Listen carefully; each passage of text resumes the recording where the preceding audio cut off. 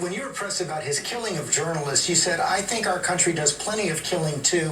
What were you thinking about there? What killing sanctioned by the U.S. government is like killing journalists? Well, I think, number one, I think Hillary, when she was Secretary of State, made some horrible, horrible decisions, and thousands and even hundreds of thousands of people have been killed. As far as the reporters are concerned, obviously, I don't want that to happen. I think it's horrible. But in all fairness to Putin, you're saying he killed people. I haven't seen that. Now, I think it would be despicable if that took place, but I haven't seen any evidence that he killed anybody in terms of reporters.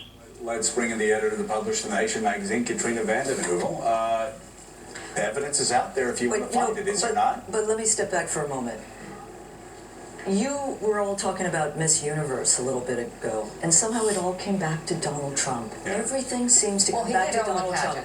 No, but I mean, I'm thinking, you guys have this media purge. Don't even try that, Katrina. No, you do. Come on this set. No, but I want to say I'm trying to ask a serious question. This happens all the time where we ask questions and people come back to Trump. Give me. Yeah, but here's what I'm saying. I think it's a disgrace and a disservice to this nation that it all comes back to Trump. There was a report out, the Tyndall report, just a week ago. 234 minutes for Trump, 10 minutes for Bernie Sanders. I mean, it's not to say don't cover Trump, but the obsessive free media that this guy gets, I think, is a disservice in terms of electoral coverage. Katrina, and the airwaves belong to the people. You should have a sense of humor because we were having fun with Donald Trump. No, the Miss Universe, I'm teasing on that front, but it made me think, geez, everything comes back to Donald Trump. So we got a 3-hour show. We joked about that for about 10 minutes. We spent more time talking about Hillary. But I'm not just talking about this show, Joe. I'm talking about, you know how the Republican, in one of the Republican debates they go on, they were all channeling Nixon's Vice President Spiro Agnew about liberal bias. It's not the alleged liberal bias in the media that I think is damaging our democracy. It's a corporate media system that is rigged versus the public interest.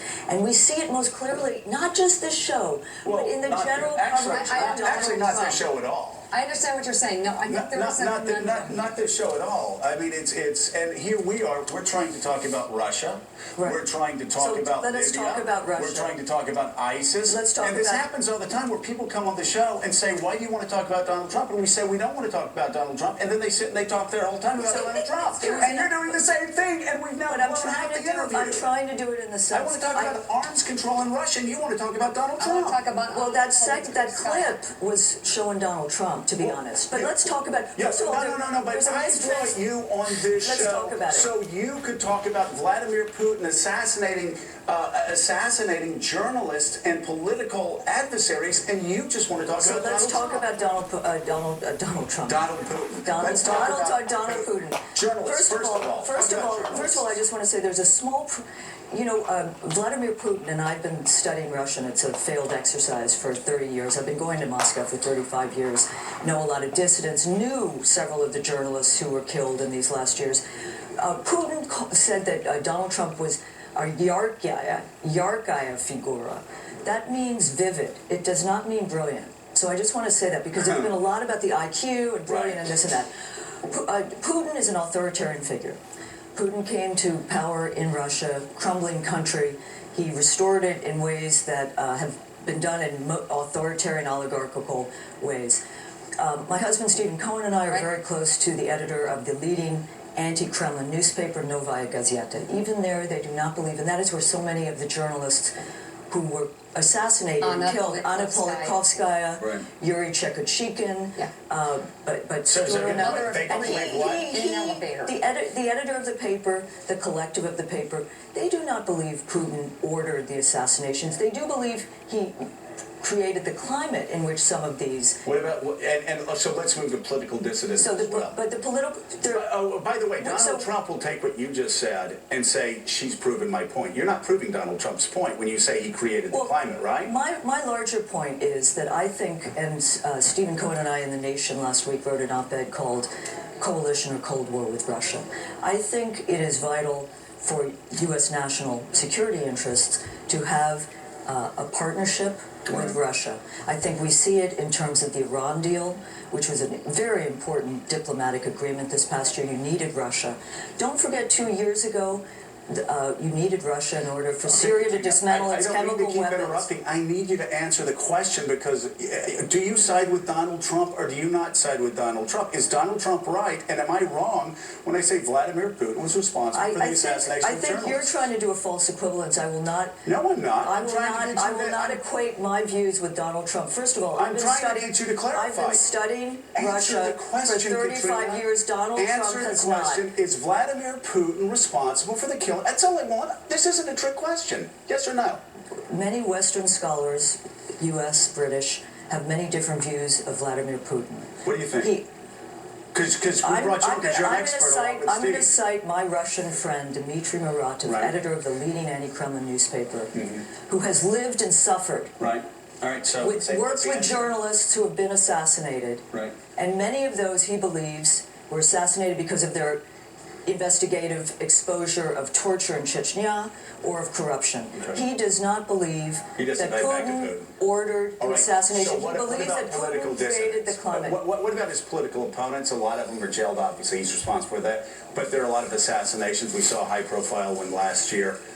Is he responsible for those? Or is Donald Trump right? He's not responsible for those either. I don't know. I'm not going to agree with Donald Trump. I'm going to side with those who have studied Russia for many years. I'm not agreeing with Donald Trump because I think what we've witnessed with Donald Trump and the Republican Party. Katrina, I need you to answer the question. It's mostly a confederacy of the bigoted and the hateful, of great nations not made out of. I'm on your side here, Katrina. I'm on your side. I am trying to get you to, but it sounds like you were actually defending Putin. So, Joe, you asked me to come on to talk about my op-ed, the coalition of Cold War with Russia.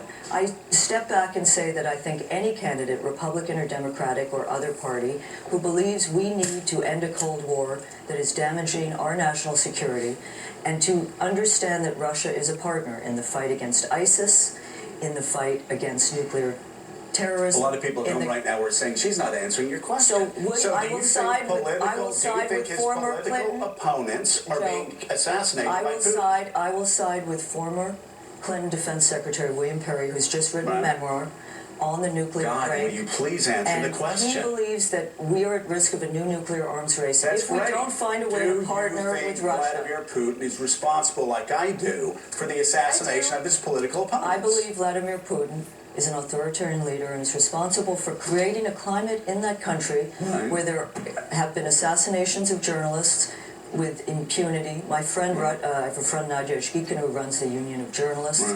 Her job is to travel Russia and to try to hold accountable those local authorities. Do not forget Russia's a vast country where many of these cases are not being investigated. Well, I mean, Joe, let's use some common sense here. Russia's a vast country. You have one man. To me, it's lazy journalism. It's defamatory analysis. Stalin was one man, too, responsible for the death of 30 million people. Mark Upper, I'll give you a package. Just to clarify, Trump's position is not that Putin isn't responsible, it's that he doesn't know. He doesn't have evidence. Leave aside your unwillingness to answer Joe directly on the question of the killing of journalists and dissidents. It seems to me, and I know I worry you're going to say this is a game, but it seems to me that what you're saying U.S. policy towards Russia should be is the same as what Trump is saying. You're saying that we should put aside the areas of conflict and focus on the areas of consensus and work with Putin where we can to further the interests of both countries. Is that right? And Mark, I would submit to you that if you believe that is only Donald Trump's view, it is mistaken. And let me cite someone I feel closer to. I'm not saying it's only Trump's view. Bernie Sanders in the debate, I thought, drew a clear and important distinction between what his foreign policy would be and Hillary Clinton's. I believe, Joe, you have spoken a lot on this show, not just about Donald Trump, but about the dangers of a regime change foreign policy. Right. What Bernie Sanders said on Saturday night, buried because it was so late at night, was very important in challenging a bipartisan assumption in this country, which is that America polices the world. Right. America should not police the world. It should work in coalition in this new multipolar world with other allies. Also agreed. He also, and I don't think he did it as effectively as he might have. He also challenged Hillary Clinton on this foreign policy of regime change. Look at what's happened in Libya. That is the real scandal of Benghazi. So we agree on this. Let me ask you really quickly whether you agree with us that Bernie Sanders is not getting the airing that he should get because the Democratic National Committee seems to have a process that's rigged for Hillary. On this, we agree, Joe. Yeah. So I'd like to. No, absolutely. And but Yeah. it's not just, and I'm not talking about this show, the DNC, but it's also the media. Okay, you know so that let me Bernie talk Sanders about that, wasn't Katrina. on Meet the Press until about a year and a half ago for the very first time. John McCain has a cot. I think he sleeps there. I'm just saying, you know, Okay. there is, Well, there is, it's a but bunk also bed with Lindsey Graham and John McCain. But what we're also doing, and I think what you had Katty Kay on, I really admire her. But there was a little bit of talk. There was a little bit of talk earlier about, you know, sort of writing Bernie out already. Not a single vote has been cast. We cannot police the parameters of the We're not violence. writing him out. We Those- think but he we- would I win think so. I Iowa and agree New with you Hampshire. on This, this, Kathy. and I'd like to actually. Hi, But I think, we you know, I admire you. Katty. She's all great. admire I Kathy. want to just talk to you about the media because I think we do have a problem that we need to be really transparent about, and I'm going to try and say it. First of all, I don't have a problem when Donald Trump calls in the day after a debate, but I do have a problem when Donald Trump calls in, and then you got Chris Christie and all these other guys getting up at like whatever time Carly it is, Fiorina. Carly Fiorina on, you know, West Coast time or wherever the debate is, and showing up on TV, and then watching all the Sunday morning shows, which is supposed to be really the anchor Right. every Sunday morning of like political talk. He's on the phone, all the other candidates are schlepping in, but And Hillary's not we've even got showing the up. opposite problem with Hillary, who shows up when she wants to, who shows up when she feels like it, and only when a red carpet has been rolled out and everything has been negotiated and pre-planned. I heard you and talking everyone about would her. say I they think- don't do that. They do. I think she's making a mistake. I First do of all, too. I think if in fact the DNC organized those debates to protect her, it's a mistake. I think she's a good debater. She's I think great. She should be out there tussling. Just I think go. she needs Get to rev dirty. up enthusiasm. And you know, I think the inevitability problem is one that she should not add to. So in that sense, I agree with you. Yeah. But I think Donald Trump. Anyway. No, that's it. So Katrina, I haven't seen you in a long time. I know, And I but love you're you a and you little- love you're me. sometimes- We need to do this regularly, and we need like 15 minutes. I would love to. I feel. She's not- I she's- feel like I've always been a She's- part of Morning Joe. People still think I'm on. I tell them Can you it's, bring Well, you're on. Steve as well? And because Absolutely. Well, I don't know. I think I can get Steve to answer. Steve some might get questions mad. more than you. I answered the question. I did it in my own. Not very way. clearly. I will say I believe he did. You believe he killed I'm not journalists? quoting anybody. You believe he killed journalists? Yeah. So we love having Come you on now. on, and we love having